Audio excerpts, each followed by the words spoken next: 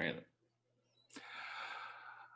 Welcome to the Cine-Siblings Draft, where two brothers choose a topic within film and obsessively rate them in their top five, hoping that we don't steal each other's picks. If that happens, then we get suckered and have to choose a lesser film, so to speak. I am Ian. And I'm James. And Jamie, whatever you go by these days. What are we drafting today? We are drafting World War II movies. Specifically, I think military-focused World War II movies. Yeah, I think there are a lot of films out there that are focused on other aspects of World War II and the effects they had, like you said, the home front, like Hope and Glory, or Holocaust.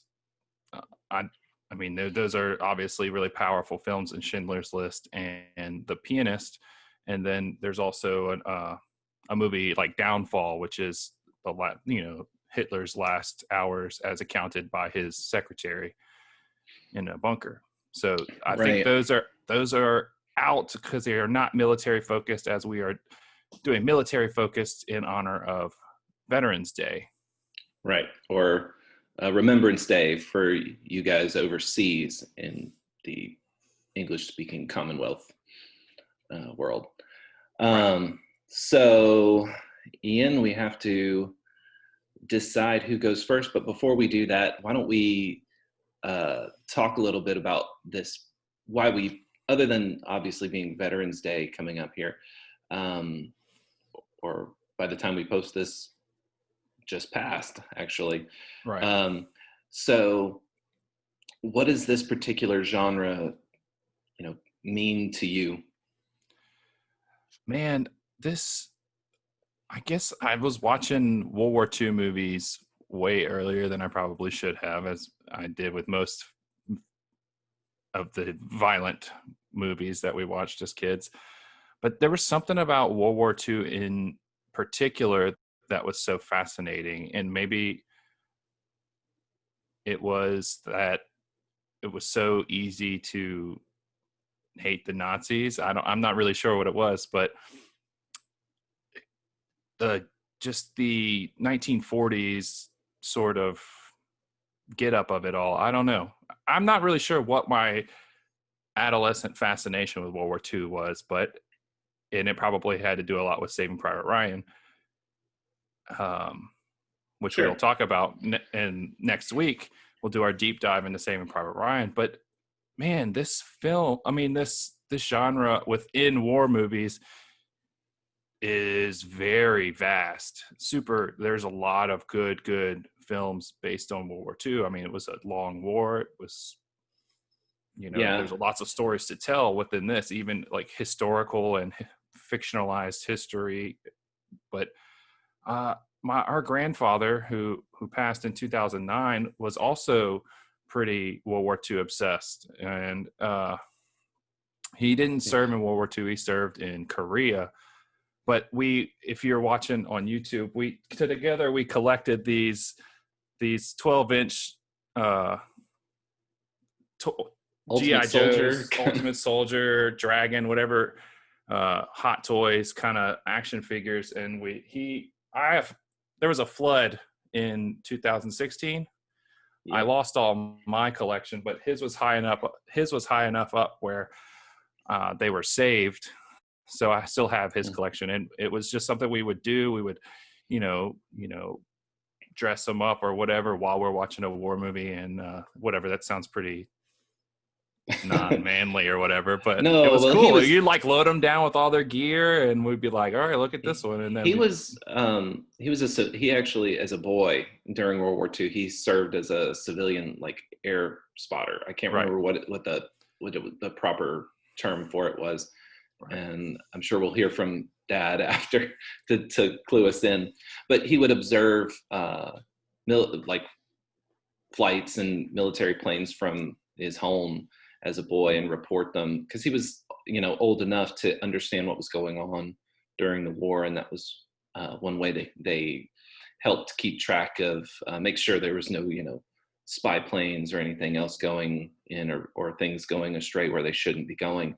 But yeah, no, when you and Grandpa, I remember he would, you and him would be all into those soldiers, and the thing about them is these are not like cheapo, just throw on a camo smock kind of thing. These were like period accurate representations of all these different kinds of soldiers. And he would be, I remember one of the things he was like, for the officers' uniforms, he thought the Germans had more style for their officers.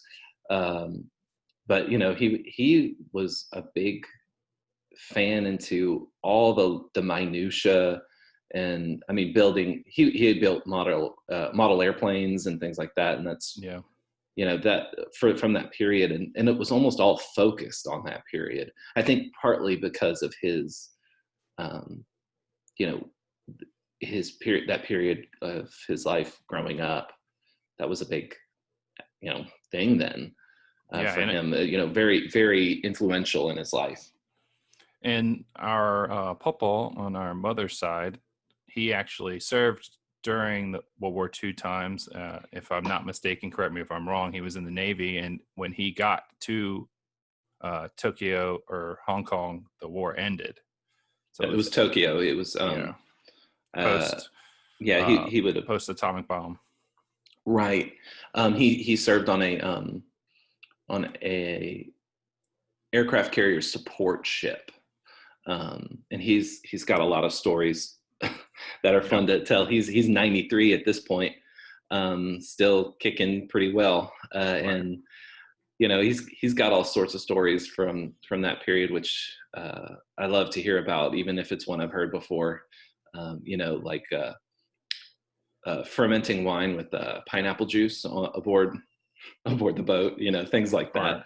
Finding we're from Louisiana, and he finds Tabasco in I believe Hong Kong or Tokyo or something like that. So I love hearing about that. It's like wow, my culture where I'm from made it all the way over here before I mean, Tabasco's everywhere, don't get me wrong, but this is 1945, so it's kind of crazy to think about. Yeah, and he actually with his mother and father served before he was allowed to join up at 17. They all worked in the Higgins boat yards in New Orleans, right, which we see in the film Saving Private Ryan. With those boats.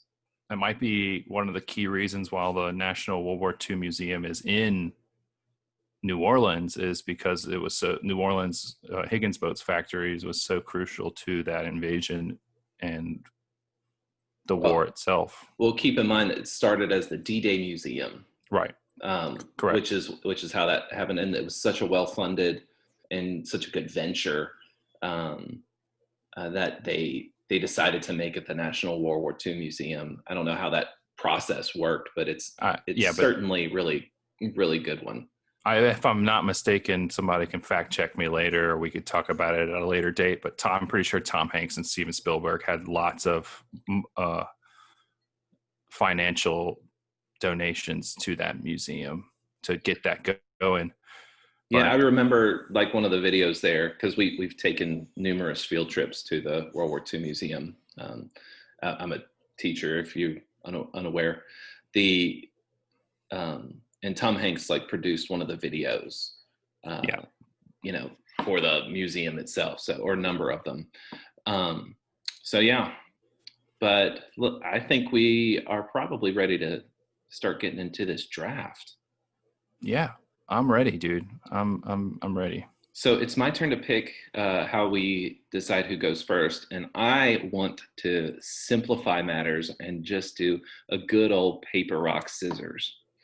All right. Well, we're in a Zoom chat. You're at your house. I'm at my house. So I don't know that paper, rock, scissors really works for the audio experience, but we can say who won, I guess. You ready? Yeah, let's do it. Rock, paper, scissors, shoot. Got to do it again. We both put scissors up. Yeah. Rock, paper, scissors, shoot.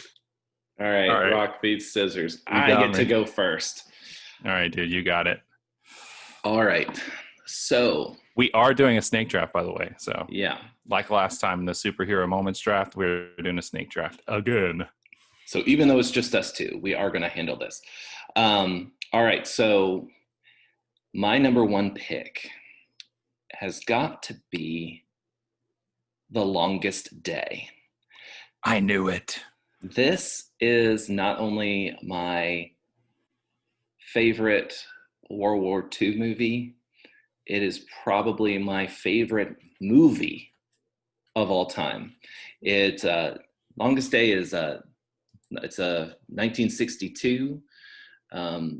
It's got a 7.8 out of 10 on IMDb, 75 from Metacritic. Rotten Tomatoes, the critics give it 87%, the audience 90. It's got a lot. It's a big cast, starring John Wayne, Robert Ryan, Richard Burton, even Sean Connery, God rest his soul, has a small part in the film as well. I mean, it's really one of those great ensemble casts. It doesn't rely so heavily on its main actor, John Wayne, who gets wounded halfway through as soon as he lands, and he's just kind of there. Yeah, this is not your regular sort of follow one person sort of thing. So what the film is all about, if you haven't seen it, and I really encourage you to, it's the events of D-Day. It's told on a grand scale from the Allied points of view, the German points of view, from the common soldier to the officers to the high command. It goes from all these perspectives. It doesn't go into Hitler's perspective, but for everybody else basically involved in it, you see this. So it's really, really quite interesting. And I absolutely love this film. It's one of those films, though, it's more about trying to tell some of the stories of the event. And so, of course, the history is not going to be perfect, but it really does try to convey to an audience the scale and the different perspectives of what was happening on this one day. Yeah. And I think it does a really good job of that, without being unattainable for younger viewers, let's say. So some war films are not okay to let your kid watch beside you and learn some history. They're too brutal, and in reality, war is brutal. So in some ways, the film is got some sanitization, and I don't know if it's all purposeful or if it's it's not really done as it's not like a propaganda piece. It doesn't portray the Germans as bad altogether. It portrays Hitler as completely inept, and kind of foolish, but it doesn't portray the German officers in an undue negative light, which I think is kind of interesting. And it's not for its period. That's really I don't know if it's kind of refreshing. We just did Braveheart, and like the English, there's no redeeming value to any of the English people at all. So that's one of those things that this doesn't take that tact of saying this is the enemy, and you should hate them too. And war is more complicated than that, Right. Yes, Hitler was evil, but not everybody that served under Hitler was evil. And I'll talk about that probably later with one of my picks.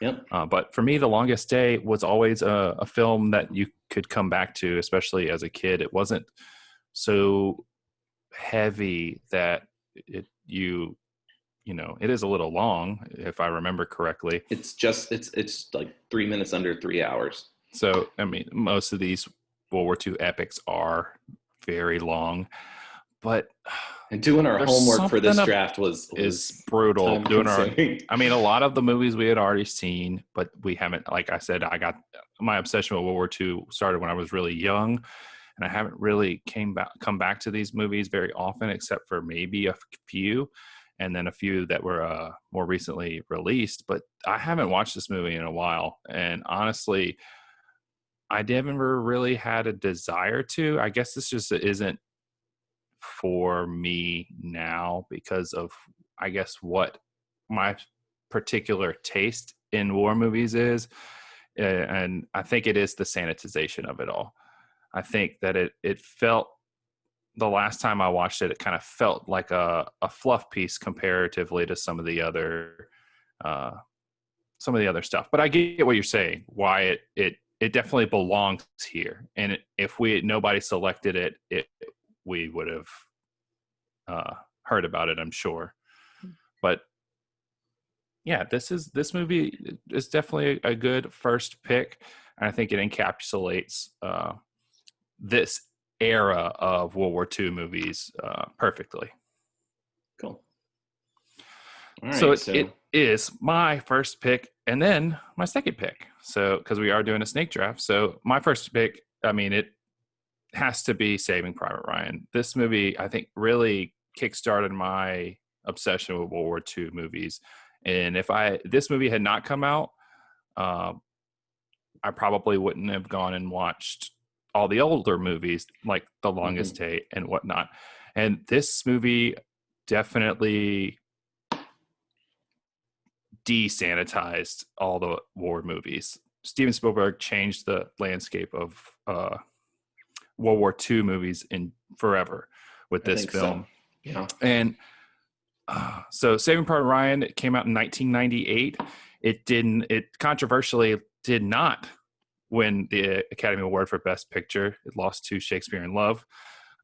It's directed by Steven Spielberg, like I said earlier. And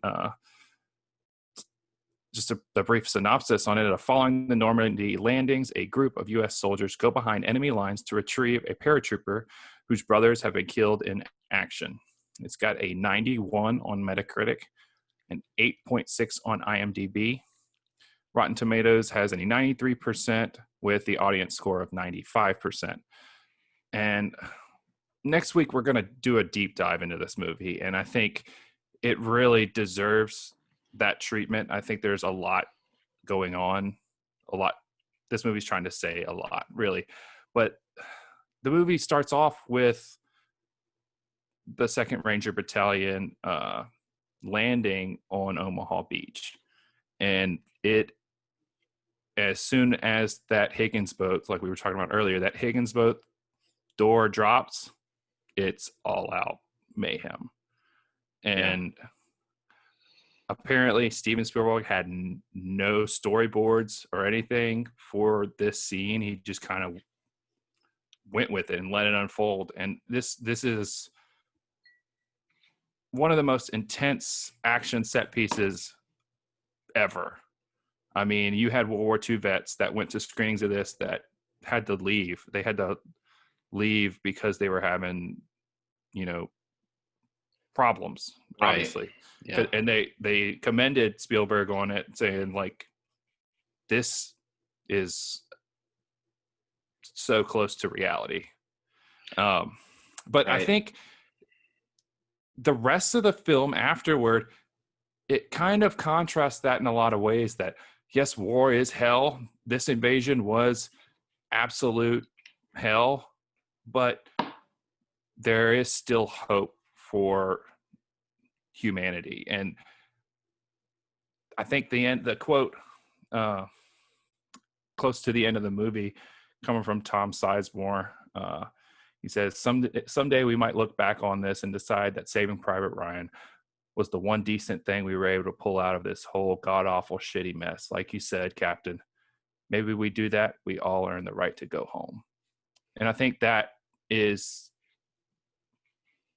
the best quote to what this movie is about. Yeah, and like a lot of, people talk about the premise of the film being kind of specious, and even acknowledging that there's historical precedent for it. Right. But as I've been rewatching and like watching very closely for our deep dive, it's that premise is not lost on the filmmakers or the writers, or it's present in the dialogue. It's the whole premise is being challenged from the get-go. They know it's ridiculous, and in that way, like one of my original problems, having forgotten some of the dialogue in the film, I kind of go, oh yeah, that's why when I watch the film, I don't have any issue with it. I'm completely taken in. Yeah. And then we'll get into a deep dive of this, and so I don't want to give away too much. But it's definitely a very worthy number one choice, and I think honestly, like we talked about, 28 Days spawning the zombie. Later. Yeah, what did I say? 28 Days. That's a Sandra Bullock movie. 28 Days. Oh, sorry. 28 Days Later spawns a zombie. Yeah, 28 Days Later. Craze. Kind of rejuvenates the zombie craze, or the zombie film genre. It rejuvenates it. I think Saving Private Ryan likewise really rejuvenates not just World War II movies, but also just war movies, modern war movies. I think more so than right. I mean, else. You have the 70s and 80s era, like anti-war Vietnam era platoon kind of films that are very, very anti-war. Apocalypse Now. Even Patton is in that era, and I believe that Patton is an anti-war film. But we don't have this. We don't get this movie. We don't get Band of Brothers. And I'm saying right here, right now, Band of Brothers is the greatest thing ever filmed. I don't know if I can say that. It is the highest rated narrative television show on IMDb. Having not seen all film, I won't say it with an absolute, but I can't think of anything that any limited series that I like more. Yeah. But it can't be drafted because it's not a movie. Right. So, Ian, I think it's time we move on to your number 2 pick. All right, man. Well, my number 2 pick is probably a better film than my number 1 pick. At least that's how film snobs on Letterboxd seem to think. This is the 1985 Soviet-Russian film Come and See. Okay, so I watched this. This is a deep pick now. Yeah, this movie is the second highest rated film on Letterboxd, sandwiched between Parasite and The Godfather. So people that watch this movie really, really love it. But it is a Russian foreign film from 1985. Director, Elim Klemov. Just a brief synopsis on it. After finding an old rifle, a young boy joins the Soviet resistance movement against ruthless German forces and experiences the horrors of World War II. It does not have a Metacritic rating, as a lot of old movies don't. It's got an 8.3 on IMDb. Rotten Tomatoes has a 97% with the audience score of 95%. Nice. Man. Okay, I've seen this movie 1.5 times. And 1.5? Explain. Yeah. I had a bootleg copy, and then the subtitles quit halfway through. So then I just was like, all right, I'll buy the Criterion Collection Blu-ray, do it right, do this film, because I was engrossed with it. I was engrossed with the movie.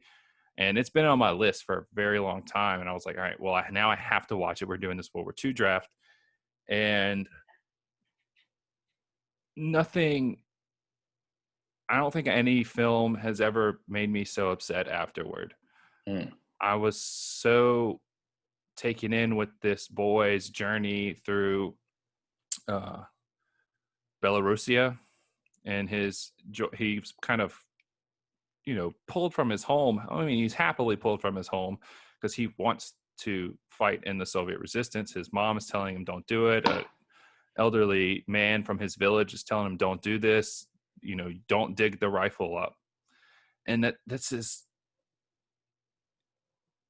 just it weighs so heavy on you. Like, I had to take a shot afterward and chase it with a beer. Like, I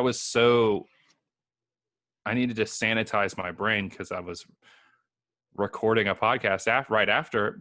But man, I don't think I'll ever be able to get over this movie. And I think it is required watching. Like, the things the things that the Nazis did in Belarusia is terrible. They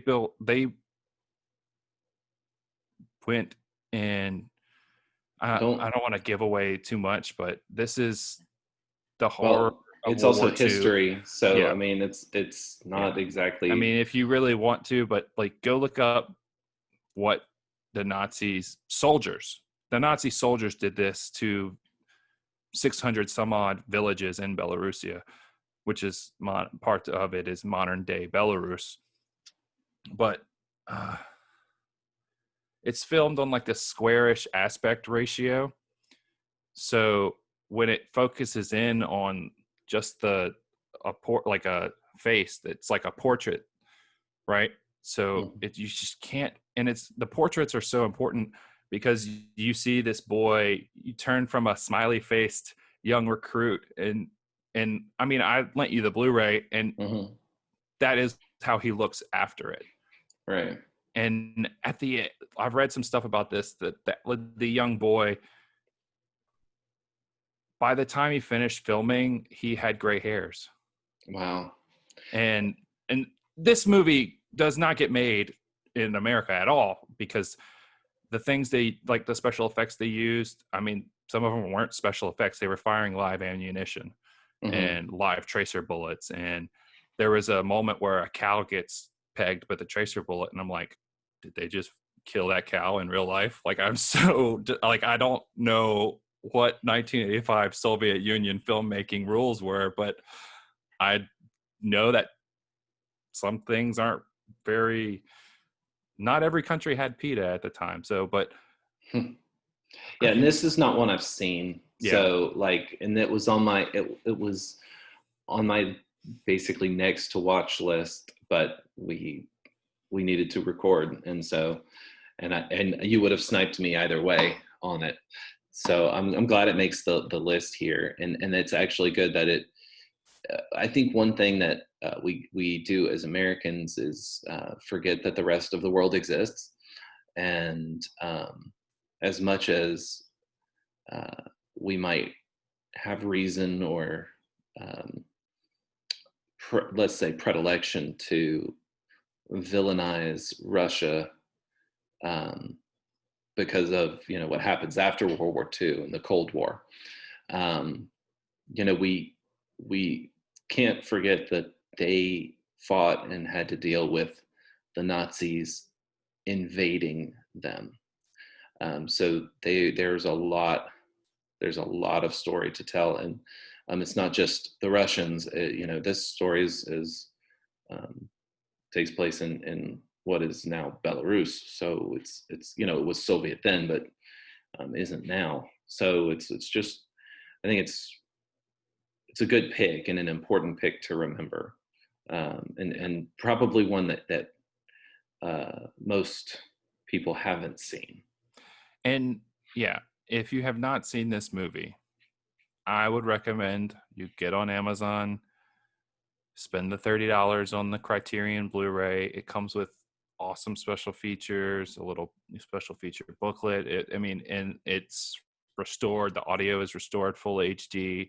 It's HD 2K resolution, and I cannot recommend this movie enough. Like I said, I believe that this is required viewing for historical purposes. If you want to, Right. if you're a cinephile, or if you're obsessed with history or film history, this movie is a must watch. Good call. All right. So do I get my second round pick now? You sure do. In a minute. Hard to follow that one. It's rather weighty. Um, I'm gonna go with one that's actually very similar to my first pick, and I think it's gonna belie my the style of movie that I tend to like. Is gonna be A Bridge Too Far. Ooh, that was actually on my short list. I sniped one from you. So this is 1977. IMDb's synopsis is Operation Market Garden, September 1944. The Allies attempt to capture several strategically important bridges in the Netherlands in the hope of breaking the German lines. This is director Richard Attenborough, and Cornelius Ryan based the screenplay on the book by William Goldman. It stars, again, he's back in this one, Sean Connery.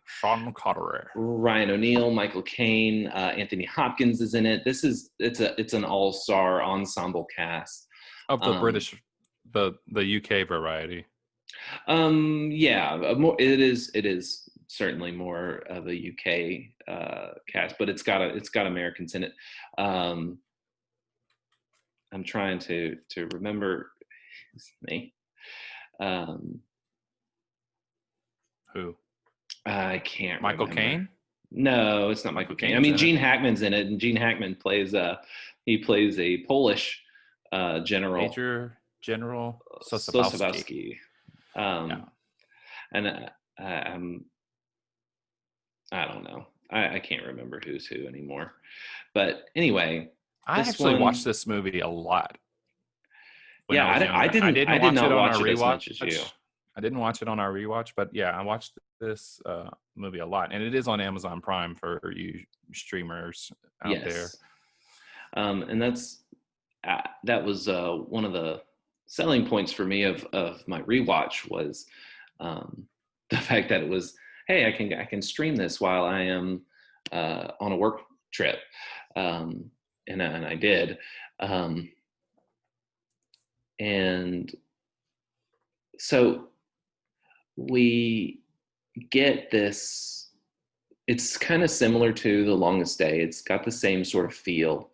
It's a little bit darker in some respects, but it does cover a little bit more of both sides. You know, not really more of both sides than The Longest Day does, but it covers both sides of the war in this particular operation, and it doesn't go out of its way to vilify in a propagandish sort of way. But I really like it. This one is really historically accurate. The filmmakers went to great pains to really make sure the things were right, and like the effects are practical.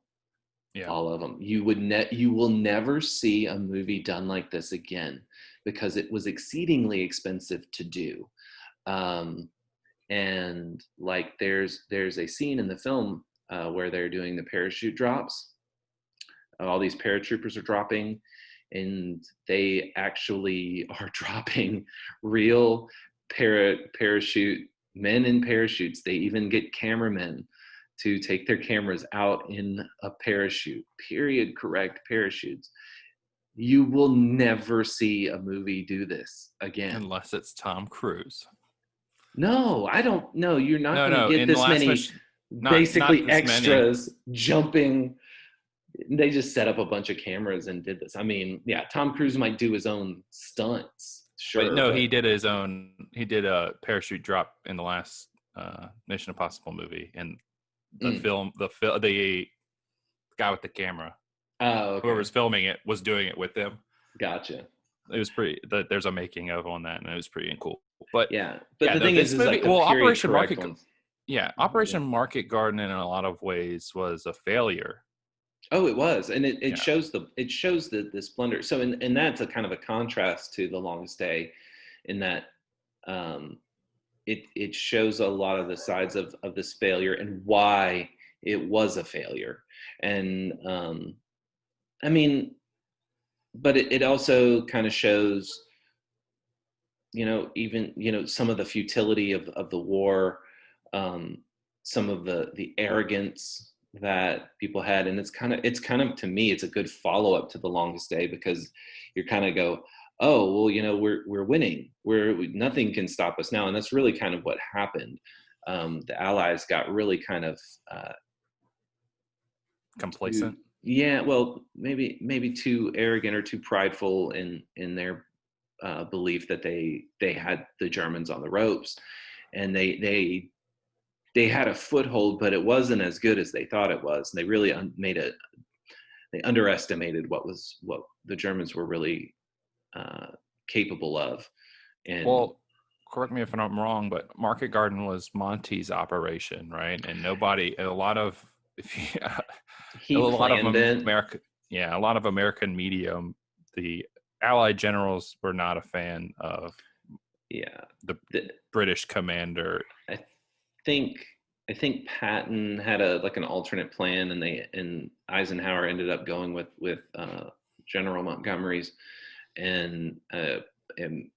but General Montgomery actually doesn't show up in the film, because in reality he didn't have much to do with it after basically planning it, and that's kind of interesting. It's a weird part of the whole thing, but yeah. Anyway, you also. I didn't give the ratings either, but go ahead. Oh, go ahead. Oh, well, anyway, so Bridge Too Far gets 64% from critics, 86% from the audience as far as Rotten Tomatoes is concerned. But it's got a 7.4 on IMDb. Yeah, and it doesn't have a Metacritic. Right. So that is my numero dos pick. We'll go with your numero tres. All right, so our round 3 pick. All right. This one, I had a little trouble deciding where to go, but I am deciding to play slightly tactical with Ian, because I don't know what he's going to pick, but I think this will be on the list, and I need to get it because it's Patton. Not in my top. But not in. Yeah. Okay. Well, but it's on my short list, but it would have been a decade ago. Maybe. Yeah. This is a really good film and a really good choice, obviously. So it's 1970. It's directed by Franklin Schaffner. It's written by Francis Ford Coppola. It's written by Francis early Francis Ford Coppola, and Edmund North kind of comes in and I think does some other stuff with it, but stars George C. Scott as Patton, and it really focuses on the World War II phase of the career of this American general, who was quite a controversial figure. It's in that way, it's kind of a biopic, but because it doesn't really cover anything but the World War II phase, because he had a long career. Well, you can say that, but he had a long career, but this is his defining moments. Yes. So that's what I would think this is a biopic, because this is his defining moment. And once the war ends, he never comes home. He dies in Germany, he dies overseas in a Jeep crash. And it's kind of it's a very anticlimactic ending, and it's not really that's not part of the film. This is just part of the history. Right. Um, it, he is just such the film really just goes into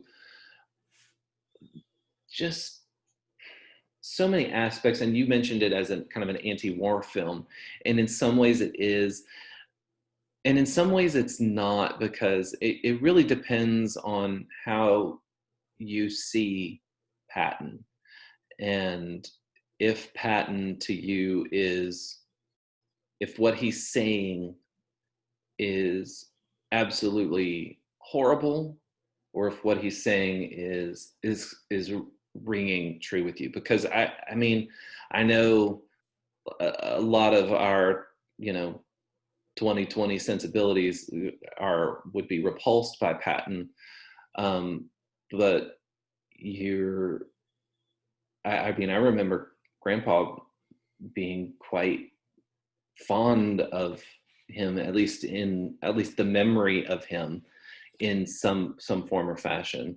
I mean, So he does what he has to do to get the job done, right? And right. he'll like you said, he's a controversial figure. A lot of the other generals did not agree with what his methods were. Mm-mm. Bradley, in particular, and Eisenhower were very upset, and they kind of pushed Patton to the side until the Battle of the Bulge, which he was basically, you know, the hero of, which Right. to many people's chagrin, I guess. Yeah, and I mean, but he had a lot of faults, but he had also a lot of charm. He I mean, we know George C. Scott's portrayal in the film has a lot of charm. You don't get to be as high and make as high a rank and make as many mistakes and as Patton, and yet still be considered. I mean, there's been a lot of people who've written about him. He was a charming. He could be charming when he wanted to be. But he just didn't know when to shut up. Yeah, well, he might fit into American politics nowadays. Hmm. But Yes. he was actually capable of doing some of backing up his talk. But also there's a lot of times where he was put in his place by his superiors, and I mean, he was a very emotionally driven man. I mean, there's stories of him breaking down in tears, which isn't really, you know, so much portrayed in the film, but um, you know, it's so good. It's got so many iconic moments. You know, we've talked about films being quotable, and this is one that's got a lot of good ones. I mean, the opening scene is everything, right? The opening speech with the American flag background. He's in his full dress with his all his medals and his little Hmm. his gloves and the little whatever you call that thing, his little baton stick. It's He's got his like a riding crop. and he's got his helmet on with the stars on it. And I mean, Yeah. Oh, yeah, it's iconic. he gives an iconic speech at the beginning. And man, this yeah, no, this film should have been in my top 5. So I'm happy thinking about it right now. It should have been. I should have had it in my top 5. Definitely not in my top 2, but I'm glad you took it for sure. But let's hear some scores. Oh yes, the scores. So 91 from Metacritic and 7.9 out of 10 on IMDb. And I need to pull up my other document. It gets a 94 from critics and a 93 from the audience on Rotten Tomatoes. That's a good, nice, perfectly balanced, as all Yeah. things should be. Yes. So, all right, Ian. So, what is your number? Round 3 pick. My round 3 pick is another movie from 1998, and I think this is the overshadowed World War II movie from that year. It is The Thin Red Line. When you said 1998, yep, that was that. Knew it. This movie is vastly, I think, underestimated, and it is a bit of a drag, I guess. I mean, it's very somber in its story.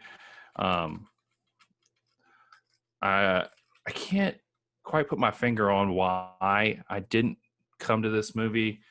Maybe because it wasn't as uplifting as Saving Private Ryan was, and I think that's why it was overshadowed. But this movie is It's also Pacific Theater. it is Pacific They're Theater. not fighting Nazis. Truth. But the Japanese did equally terrible things to a lot of people. But that's not like always in the forefront of the mind. Sure. You have like I couldn't tell you the Japanese emperor's name or what he looked like. Everybody knows what Hitler looks like. But this movie is directed by Terrence Malick. And just a short description from IMDb is the adaptation of James Jones's autobiographical 1962 novel of the same name, focusing on the conflict at Guadalcanal during the Second World War. It's got a 78 on Metacritic, 7.6 on IMDb, and on Rotten Tomatoes, it has an 80% critic score with the audience score of 80%.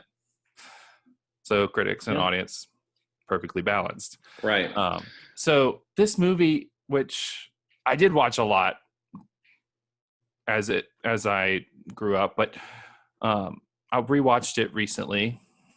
It was on Stars, I believe. So I was able to stream it through that. And this is gorgeous. This is a gorgeous nightmare. This is the only way I can explain it. This is a gorgeous nightmare through, nice. I mean, because there's a scene in particular where this squad of 7 guys is pinned down behind this rock by this sort of this machine gun. Yeah, it's 5 guns. I just watched it. I just rewatched it. And so I'm like, and this cast is like, even if like some of the big names you see don't show up for very long, they just have a short speaking part just to give you some narrative of what's going on. And that this movie doesn't have any real narrative. It's just this journey of all these soldiers through this conflict. It's another ensemble cast of the Battle of Guadalcanal, just like A Bridge Too Far and The Longest Day. Yeah, and just to name some of the cast: Adrian Brody, Jim Caviezel. I think if there is a main character, it's Jim Caviezel. Yeah, his character as Private Witt. Ben Chaplin, George Clooney, John Cusack, Matt Doran. John Travolta shows up. John Travolta. Is it Nick Nolte? Nick Nolte plays the bastard of a colonel. Yeah. Woody Harrelson. Mm-hmm. Let's see, Thomas Jane. There was a moment where, because Thomas Jane's the other guy that goes AWOL, I think, at the beginning with Jim Caviezel's character, and then he comes across him later on, and I'm like, holy smokes, that's a young Thomas Jane. Elias Koteas, who you would know as Casey Jones from the Teenage Mutant Ninja Turtles movies. Jared Leto, who gets killed really recognize him. Tim Blake Nelson, Sean Penn, John C. Reilly, George Clooney. You said that. You're repeating now. So Nick Nolte, but Nick Nolte is. I hate him. You do. You hate him, and that's the thing. You get this contrast of these soldiers who are doing this as they're basically doing what they're told. Mm-hmm. And Nick Nolte and Elias Koteas get in this sort of conflict in the movie, and you're like, where they're pinned down.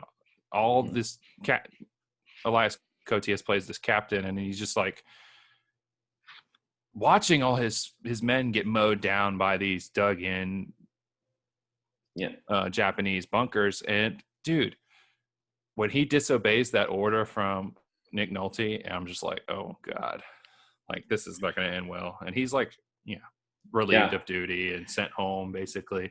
But it's a really good film that talks about really good things and doing the right thing, even if it looks like the wrong thing. And I mean, that's one of the things I think about war movies. It puts people in impossible positions to hold on to ideals in some ways, and sometimes they hold on to the ideals anyway, and it's always interesting to see where that gets them. Yeah. But yeah, this is definitely a worthy pick, and it's another one of those films that I tend to like. With you have this ensemble cast that's talking about a real historical operation that, and all the drama that goes with it, and of course, with all these things, whether it's A Bridge Too Far, which made like a lot of effort to be historically correct, or you know any of these films, and Thin Red Line has to do it too. They have to, you know, combine real people into single characters for the film, but you get a much clearer picture, um, of what some of this was like. Although it does kind of shrink the scale down some Yeah, for us, this necessarily so. movie's this movie is super ambitious, and I think it obviously, I mean, it was nominated for Best Picture for that year. Like I said, it was overshadowed by Saving Private Ryan, and I guess it's, I think it's because we, the people, the audience, the viewer, we enjoy a good narrative that gives us some sort of hope, and this movie does not do that. This movie just tells it like it is, and it gives you glimpses of some of these soldiers past and some of these what they're dealing with. But all in all, I think this is a great portrait of what this was actually like. And I love all the cutaways to the nature around them, it gives just a gorgeous, that's why I said it's like a gorgeous nightmare. It gives Right. like a very beautiful sweeping picture of where they are, and all Mm-hmm. these all these exotic animals that a lot of these people probably have never seen before. And Yeah, it also clues us in on those things that they were seeing as well. definitely. All right. So let's move on to our fourth round. All right. So Ian? I don't know if you watched this or not, but Hacksaw Ridge. It is one that I must say I have not yet seen. It All was right. on the list, and So it's it's I want to slipped see through it. your, yeah. So, man, say what you want about Mel Gibson. The man can direct a film. And uh, my only complaint about the whole thing after I watched it was Andrew Garfield's outrageous accent throughout the whole film. I But do then hate that. I watched interviews with the actual figure he's portraying, and I'm like, spot on. All right, this dude is Oh. almost a caricature. Like, all right, but just a little quick rundown. Like I said, directed by Mel Gibson. World War II American Army medic Desmond T. Doss, who served during the Battle of Okinawa, refuses to kill people and becomes the first man in American history to receive the Medal of Honor without firing a shot.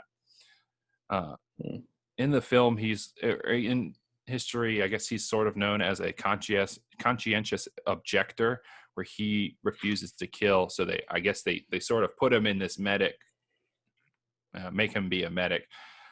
It's got a 71 on Metacritic. IMDb score is 8.1, and on Rotten Tomatoes, it's 84% critic score with an audience score of 91%. And I think Nice. this is a film where it portrays the horrors of war well. And much like Saving Private Ryan and other sort of war is hell commentaries, they don't shy away from the horrors of what was going on. But this movie really gives you a glimmer of hope in humanity. And while my second pick leaves you bereft with and feeling like there is no hope for us as a human race. This film does. This film gives you the opposite because of one man's will to help others. And I mean, this in the film, he's going above and beyond. This dude, after retreating, they have to leave wounded behind. This dude goes back by himself and rescues wounded soldier after wounded soldier after wounded soldier. And not only does he rescue them, he single-handedly like belays them down off a cliff to safety. Wow. By himself. And it's just, it's so unbelievable. Like, you're like, there's no way that this happened, right? And you like start Googling some of the stuff and you're like, holy shit, this dude did the thing. Yeah.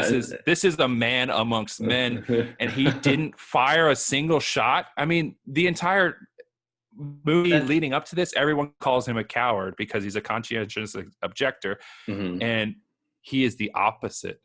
He is the polar opposite of a coward because he runs into the fire while everyone else is running away to save those in need.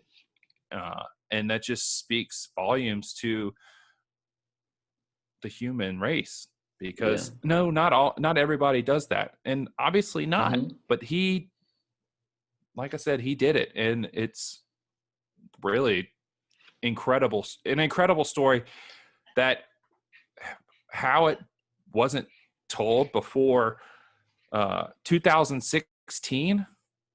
How this wasn't a movie before then just blows me away. And it might have been that people, if they had been made before, people wouldn't have believed about this. And if we want to talk about another Medal of Honor winner, Audie Murphy, who started his own film, I've read a lot about To Hell and Back. That is the Audie Murphy story. Hollywood made him.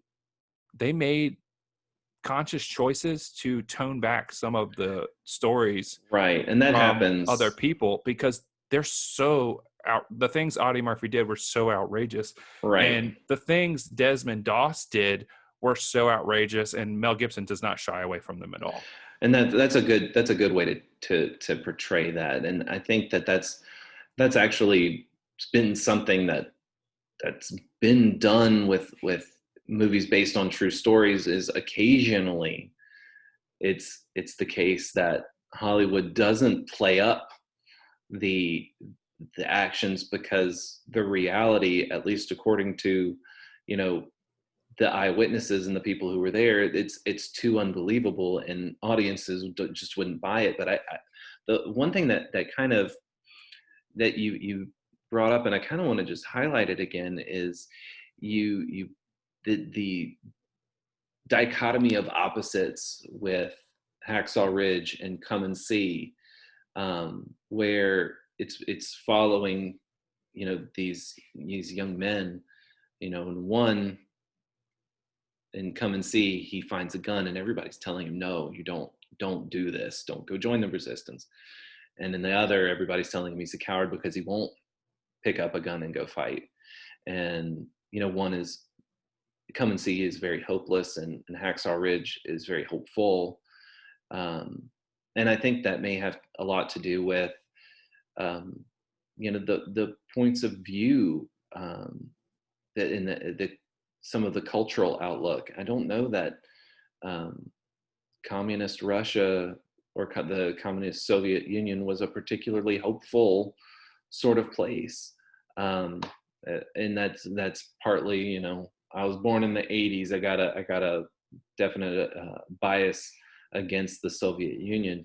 But, you also take Mel Gibson as a filmmaker, and we've talked about his religious views in Braveheart, and I think the allegorical stuff, which I kind of want to revisit Braveheart someday, to talk about some of that. It's very hopeful in that worldview and that religious perspective too. So I think that he probably chose that story, jumped on that story when it comes across to him. because of that aspect. So excellent. I think it's a really good choice. Even not having seen the movie, both Yeah, I Come and mean, See and Hacksaw Ridge are like the two DVDs are literally sitting on my mantle, by yeah, yeah. the Blu-ray. And I So mean, watch them, and then on our dissect and reflect, you can reflect on those yeah, missed out choices, because I think you would. I know that Come and See might not be your speed, because there's a lot of super dark. despair. I mean, it's not. It doesn't have its. It does have its moments of levity, like levity, and Okay. there are hopeful things, and some happy And it is immediately moments. But crushed. Well, yeah, and but but my thing what is I'm I just those kinds of movies I internalize them, and I think like you're definitely, they weigh on you probably just as heavily as they do me. I just learned to avoid them. I learned to avoid the things that make me upset a but little better. I think movies that move you in such a way are important. I mean, Sure. movies are only as good as what they mean to you. And even if I watch a movie and I'm pissed off afterward, uh, out of just sheer rage of what transpired on our earth, and what humans are capable of doing to each other, I think it's necessary just for your own sort of. I don't disagree, and I'm And going to I come mean, back to like, this point in a few but like minutes when I have another pick. another thing I watched that I was left pissed off over was the Texas thing, Waco. Mm, I was so angry at the end of Waco because of what happened, and right. just the sheer kerfuffle of it all, but for lack of a better word. But yeah, anyway, Right. yeah, Hacksaw Ridge, check it out if you have not seen it, and do not let your feelings about Mel Gibson sway you away from this, because he is not in the movie, so you don't even have to look at his face. So just watch the movie. It is a story of true heroics in a time of despair for a lot of young men. So check it out. Okay. Well, I am going to take my fourth pick and bring in a little bit of levity. I am taking 1963's The Great Escape. Classic. It's a classic, and Steve McQueen, baby. Steve McQueen. Okay, so directed by John Sturges. It's based on the book by Paul Brickhill, and the screenplay by James Clavell. Steve McQueen, James Garner, Richard Attenborough star. It's another pretty ensemble cast. Um, I love this movie. So the synopsis from IMDb is: Allied prisoners of war plan for several hundred of their number to escape from a German camp during World War II. So it's it's a prison break movie, set during World War II. Their job, the Allied soldiers see it as their job, and it's explicitly stated as their job to try and escape, and use as much of the German resources as they possibly can. So it tells that story, and as in any good prison break film, you have a lot of very fun and interesting characters, and um, you there's a lot of comedy, but there's a lot of seriousness too, and because of the nature of what they're trying to do, it's very dangerous, it's very serious, um, but there's so much good stuff in the film. Another one that's highly quotable, and you can, this is a World War II film you can watch with your kids in the room, or they can actually probably watch and join you for the most part. Mm-hmm. um, this isn't a film you have to worry about anything being too uh, gory. It's nothing it's nothing that you wouldn't normally be okay with them seeing. For your average audience, if Right. you have stricter standards for your kids, you know who you are. You be reasonable for your own self. But yeah, this is. I mean, it's as far as films so far listed. I think this one has the most rewatchability. I think this movie is one of the reasons I always wanted a motorcycle and eventually got one. Steve McQueen on the motorcycle. Steve McQueen on a freaking motorcycle, dude. There's nothing more iconic than that. Really. I mean, and I don't want to be James shallow. Dean on a motorcycle. Okay, maybe. But for me, it's Steve McQueen. And it's because of this movie. I don't want to be so shallow in my talking about it, but this movie I have not seen in a long time. And to be honest, it didn't even show up on my radar. And I think it really deserves to be on someone's list. I mean, and you could talk about the scores. I mean, the scores reflect that. People love this movie. Critics love this movie. And I didn't talk about the scores, but it's 8.2 on IMDb out of 10, 86 from Metacritic. The Rotten Tomatoes scores 94 for the critics and 95 for the audience. I mean, this movie hit home for literally everybody. And I'm definitely going to go back and revisit this film as an adult. Like I said, I haven't seen this in a very long time, and I'm only 31, but I probably haven't seen this in 2 decades. Fair enough. All right, so I guess I get my 5th round pick now. Is that right? That is correct. All right, so this is my final pick for Team Jamie. This one's tough. And I would like to make note that we know that we are ignorant of many great World War II films, having not seen all of them. Because there are a lot. I didn't have a clue as to how much I was missing. And this being really one of my favorite genres of movies, I have a lot of homework to do, gladly to do. So my final pick is going to be another classic, The Bridge on the River Kwai. Typical. The Bridge on the River Kwai. 1957. You're whistling to the great. Yes. So director David Lean, written based on the novel by Pierre Boulet, a French novel. Based on, I don't know how it works. Carl Foreman writes the screenplay. Stars William Holden, Alec Guinness, and Jack Hawkins. Alec Guinness plays the original Obi-Wan Kenobi, for those of you who didn't know that. Yes, and many other great older films as well. 8.1 on IMDb, 87 from Metacritic, and on Rotten Tomatoes, it's a 95 for the critics and a 93 for the audience. So it's very highly touted. It won Academy Awards, 7 Oscars to get all together.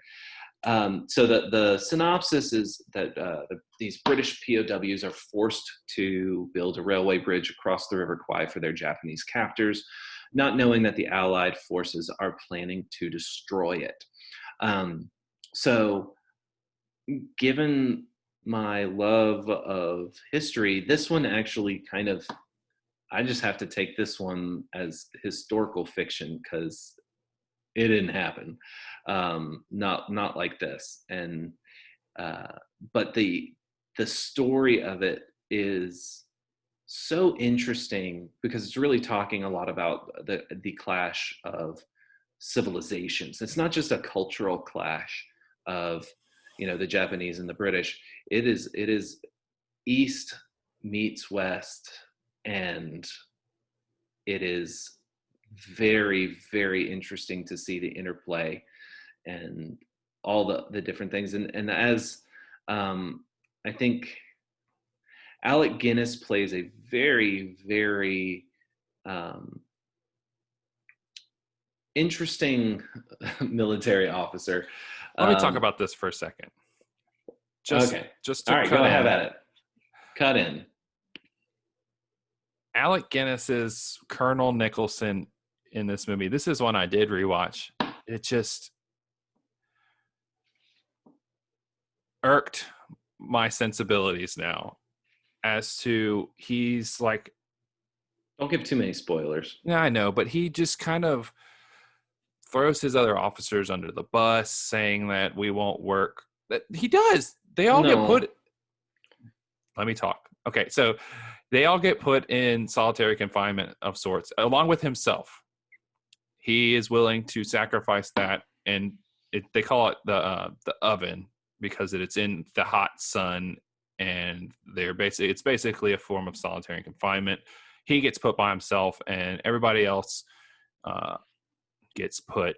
All the other officers get put in another box in the sun together, and all the men under their command go work on this bridge under Japanese leadership, which is basically doomed from the start. But according to Geneva Convention laws, as Alec Guinness states in the film, the officers don't have to do manual labor, and except for in a supervisory sort of role. And the way when they tell him no, I just feel like he throws a fit, like in his head, that he's like, this is not how it's going to work, and not on my watch. And it just irked me that he would let his officers get put in the sort of position that they get put in, and they almost all get mowed down. They almost are all killed, including himself. And it bothered me. I know, but it bothered me.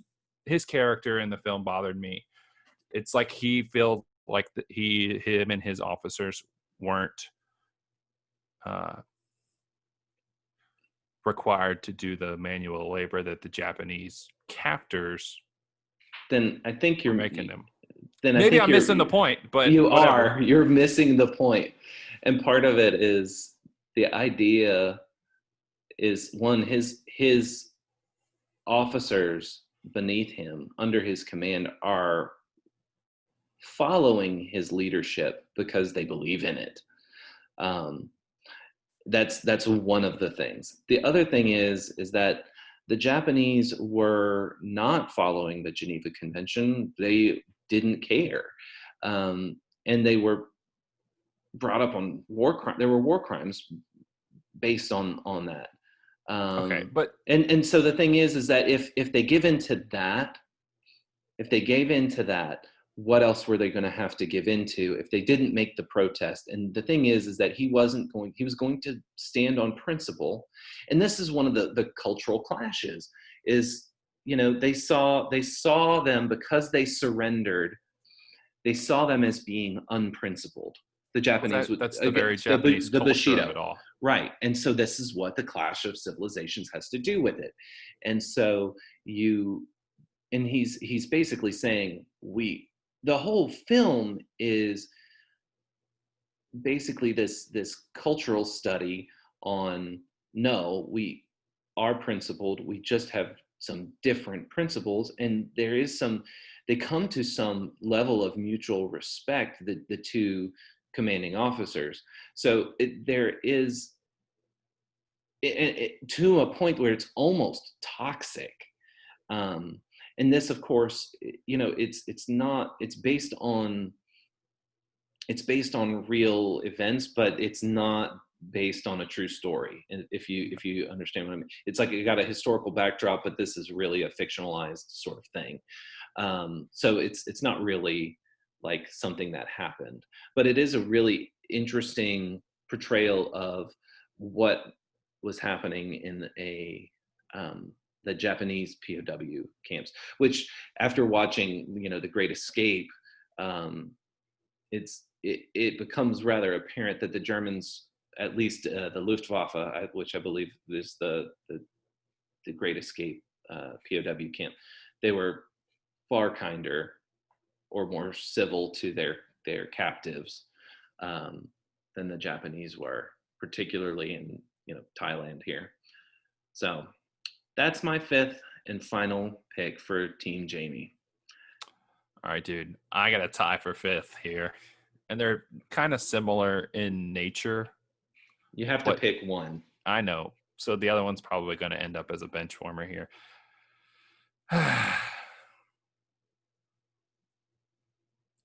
I'll take 1981's Das Boot. Yeah. It is a German film that I had watched it when I was younger, but I revisited it because I didn't really remember. I remember enjoying it, and so I revisited it. It is directed by Wolfgang Petersen. And I'm not going to name any of the actors, of course, because they're all old in German. But this movie is just a short synopsis, a very short synopsis. The claustrophobic world of a World War II German U-boat. Boredom, filth, and sheer terror. And that about sums up my feelings on this movie, except for that it's 3 hours and 29 minutes long. Of reading subtitles. Reading subtitles because it's completely in German, and I can tell you that I'm completely here for it. It's just this sort of, like I said, it's in a U-boat, and it just goes through these phases of these German soldiers who are oddly relatable and oddly humanized. And I think that speaks to why it has to be this film that is told from the Germans' perspective. It's because they're not out and out killing Americans or British soldiers. They're just, I mean, they are, since they're blowing up destroyers or convoys or whatever, but they're faceless. You don't see, if you do, you see them drowning in a distance in a fiery wreckage. But this, like I said, they go through these sort of trials and tribulations of what it's like to be on a U-boat or a submarine, period. I mean, they get crabs halfway through it, and then there's and they get so bored. One of them dresses up kind of in drag, and they're playing music and dancing to it, and but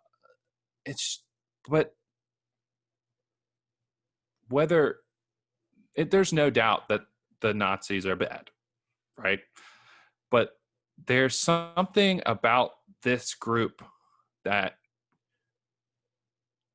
in this film, when things start to go bad for them, you feel for them.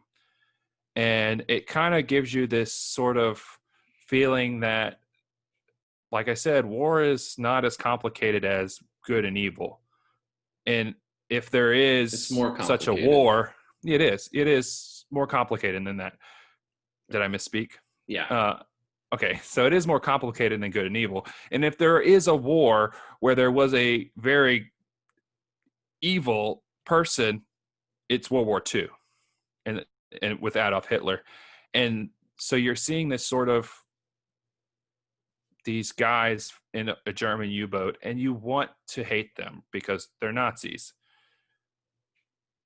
But whether or not you believe that every soldier, every U-boat captain, and every Wehrmacht, SS or whatever, were completely hypnotized by the Nazi ideology, this movie kind of lets you know that they're just kind of normal guys doing what they're told, following orders. And there's a moment where they're bored. They request to return home after this grueling sort of underwater battle, and they kind of get to this freighter or this nice boat sort of thing. And when they get like a grand meal, a buffet of food, fine foods served to them, and just the officers, mind you, and they have this moment of hope, like we're going to get to go home in time for Christmas, and their request is of course denied by the German leadership, and you just see everybody just kind of descend into this despair. Yeah. And like I said, you want to hate these guys because they're Nazis, but it's not that simple. You do feel for them in a way that you feel for other soldiers that served in the Allied side, or even, it much like Clint Eastwood's Letters from Iwo Jima, you kind of, in your last pick, Bridge Over River Kwai, you kind of come to understand some of the axis of evil's perspective. So that's why I picked this movie. Axis of Evil? I don't think that was what they called themselves. Well, that's what I'm calling them. I thought that was a George Bush quote. Okay. But you're right with your assessment, I think. And, we've talked about it before, where in other podcasts, where having the Nazis be your bad guy, it's easy because that's, what Indiana Jones does, for instance. And it's like, Nazis, I hate these guys. They're easy to hate. We have a negativity bias automatically. But the thing is that we've gotten a little more nuanced in our portrayals. And like, I watched the movie Fury, and like Brad Pitt's character in the film, he hates all the Nazis, but he has an especial hatred for the SS. And I think that's my other pick. That was my other pick. I couldn't decide between, by the way. I think you made the better pick. It has been a long time since I've seen Das Boot, and I don't like a really long time.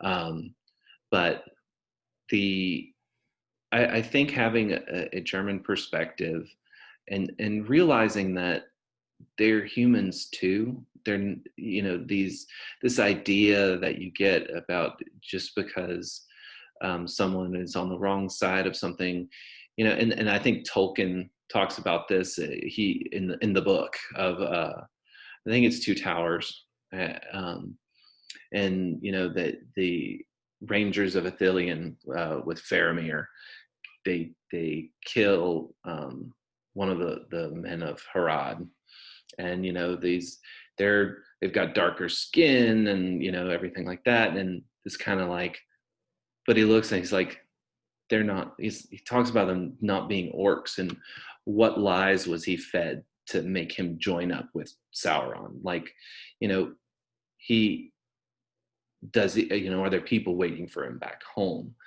These are the things that you really have to consider and think about. And it's not so simple as killing orcs. They're humans. And, the idea that you're so much better than they are, if you were in Nazi Germany at that time, would you be any better, any different? And the answer is probably not. This idea that people have that they would be Schindler. We left Schindler's List off, but they would be the hero, hiding Anne Frank in their attic. No, you wouldn't. 99.9999% of people wouldn't be that person. And that's that is, as an American, that's a tough pill to swallow, I think. So seeing in this film just the outright terror that these boys went through on these claustrophobic U-boats, it, like, just crazy. But also the director basically uses one set, and that's the U-boat. There's a couple other moments where they're off of the U-boat, or they come up to see when they're up. They come up to see the. By the way, the score on this movie is so bombastically 80s, like just oh yeah. And it took me out for a moment. I was like, what the heck is the score? But Yeah. it works kind of because they're like cruising through the surf, and anyway. Yeah. But all right, so this movie is definitely a good pick. So the Metacritic score is 86. IMDb's got an 8.3, and Rotten Tomatoes has 98% with an audience score of 96%. So this movie is pretty well universally beloved by everyone who's seen it.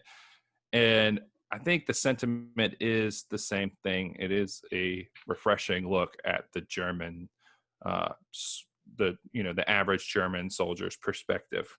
Right. All right. So let's review our picks. Okay, so Team Ian's picks.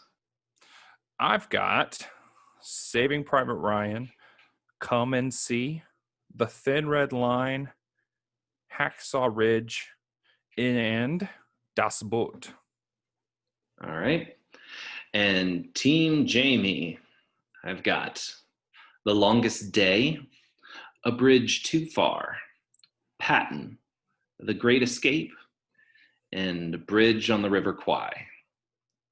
All right, so we each get 2 honorable mentions. Bench warmers. Bench Jamie. warmer, honorable mentions, but no, we got to keep them brief. All right, so my first bench warmer is going to be the Clint Eastwood film Letters from Iwo Jima. Very nice. Much like my last pick with Das Boot, it gives you a different perspective of the Japanese soldiers and officers that served in that battle. Yeah, I think that's a good pick. That's a very good movie. And it's got a companion movie, obviously, with the Flags of Our Fathers, which this is the better movie, I think. Fair enough. Out of the 2. Fair enough. All right, Jay, go. All right, so echoing back to my last pick on for Bridge on the River Kwai, it's the same subject matter but handled very differently. And I talked about it in our Dissect and Reflect, To End All Wars. That film, it follows a group of men, the Sutherland Highlanders, I believe, that are imprisoned in a Japanese POW camp. And it is a brutal movie. It's one of those movies that I thought I was only going to want to watch one time. And I think I watched it when I was 16 years old or so. Yeah, I do actually remember seeing this movie, and it's not as good as a film as Bridge on the River Kwai or Bridge over, whatever. Bridge on, Bridge over the River Kwai. But definitely, I think, more true to what things went on in the Japanese POW camps. Yes, and it's definitely one of those films. It's heavy, but it's a story that has hope, given the hell around them, and I really think it's a good film. And so my bench warmers here are not necessarily the films I think should be in my top 5 if Ian had stolen one, but they're movies I think I want people to go check out that they may not have seen. All right. Well, my second bench warmer is, like I talked about it earlier, David Ayer's Fury, starring Brad Pitt, Logan Lerman, John Bernthal, Shia LaBeouf, who I think really steals the show in this movie, and Michael Pena. This is an ensemble cast. It's very compact, and it is very personal with each of these men. It's about War Daddy, the Brad Pitt. Tom. I couldn't think of his name, which I just said it. Brad Pitt his sort of his tank crew. He's a tank commander in the waning days of World War II as they make their way through Germany.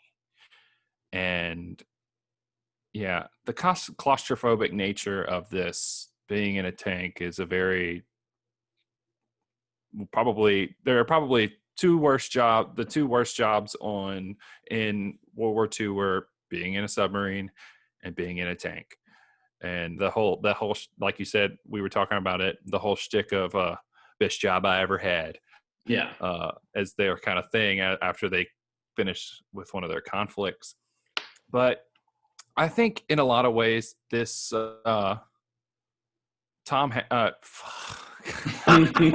Brad Pitt's War Daddy is played up to be the main character, but it's really the story of the young boy who portrayed by Logan Lerman, who was a typist, I believe, in the film prior to being thrown in to being a machine gunner of a tank. And this movie definitely is a very unique portrait of something we don't actually see a lot of in film, and that's probably because it's hard to film inside of a freaking tank. Yeah. And also, it's one of those things that it's just definitely war is hell, and being inside of a tank is probably hell. Yeah, I mean, it wasn't my favorite, having just recently watched it, but it does do a good job of, portraying the very sadistic and taxing on the psyche nature of war, and how it literally physically makes you start degrading, and losing your humanity. Shia LaBeouf, I believe, pulled out his own tooth for this role. He ripped out his own tooth to play this role. And there are a lot of probably stories and articles about him finding faith and finding a belief in God again because of his role on this. He's the kind of the man of faith of the tank crew, and I think it has a lot of good things to say amongst this is an anti-war film, I believe. Probably. I mean, a lot, but war films tend to highlight the nastiness of war, and so but they also sometimes show the necessity of it. So it's not all like this one-sided anti-war thing. It's more like wars shouldn't be sought out and readily fought. You need to really wait until it's justified. But I think a lot of like you said, this is a movie that definitely people should watch. I think a lot of people passed over it when it came out, and I think it definitely deserves to be seen, if not for this ensemble cast interacting with each other in very unique roles. Fair enough. All right. So my final movie for my bench warmers. I'm going real old school. It's really not the best World War II movie by a long shot, but it's The Dirty Dozen. Nope. It's 1951's Go for Broke. I've never heard of this movie, so go for it, bro. All right, this is the this is the story of the Japanese American soldiers who fought in Europe during World War II. It's written and directed by Robert Pirosh. Stars Van Johnson, Lane Nakano, and George Miki. It actually stars a lot of the soldiers who actually served. And one of the reasons why I think it's real interesting, and it partly because watching it as a kid, and I watched this movie with Grandpa, and I remember it, and he was explaining a lot of the history with it as we were watching it, and afterward. It highlights the really horrible prejudices that Americans had against Japanese Americans. And it talks about the internment camps, and it talks about, it shows straight up the prejudices that these Japanese American soldiers who had volunteered to serve, it was, and it doesn't portray it in a kind of a joking way. It's really done in a way that, you follow a officer they have, and it shows some actual growth with him. And it's not particularly gory. It's, it's old, it's in black and white, and, they do when they get shot, it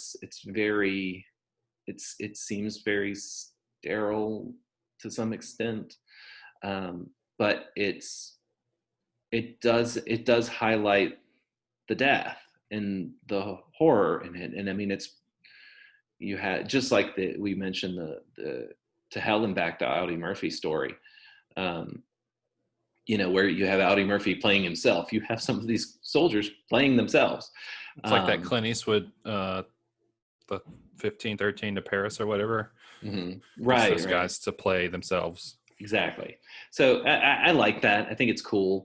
But the thing that I really, it just means something to me, as having watched it and learned something that was really important that we don't always learn about, because it's a black mark on American history, and we have more than we like to admit. But it's important, I think, to highlight that these soldiers believed enough in America, even though America was doing something wrong directly to them and to their families, that they believed in the ideals that America was fighting for, and they went and volunteered to serve, to put their lives on the line for it. And to me, that is a big statement, and that's super.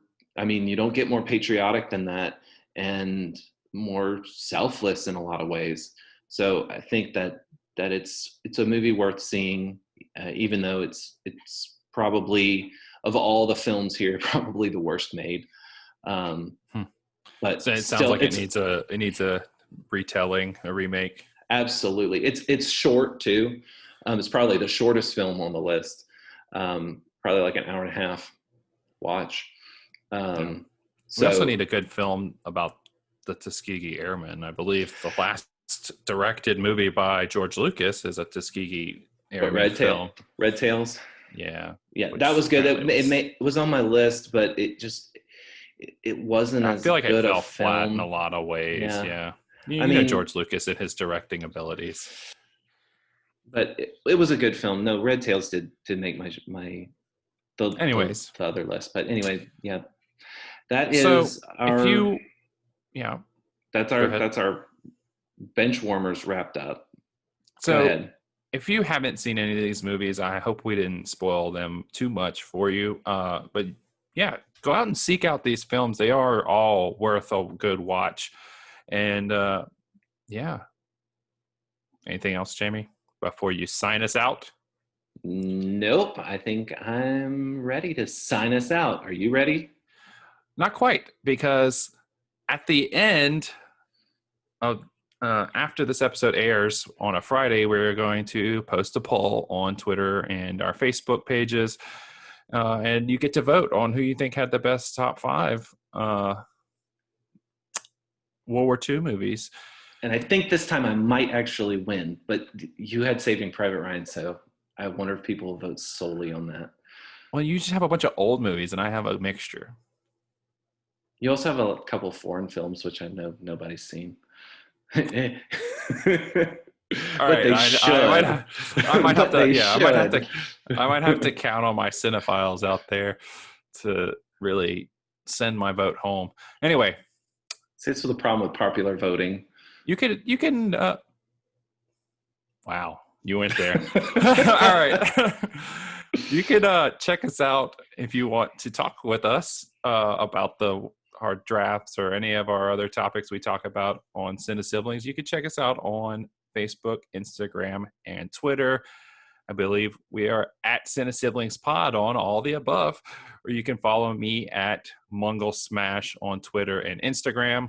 Jamie, where can they find you? Mungal James at Twitter, whatever it is. At Mungle James on Twitter. How that is. How that is. He's a new I'm a Twitter newbie. He made me get a Twitter account for this. Yeah. Anyway, so until next time, go watch a new movie. Or catch an old one. This has been the Cine-Siblings Podcast. Peace. I'm Ian. Oh, yeah. And I'm Jamie.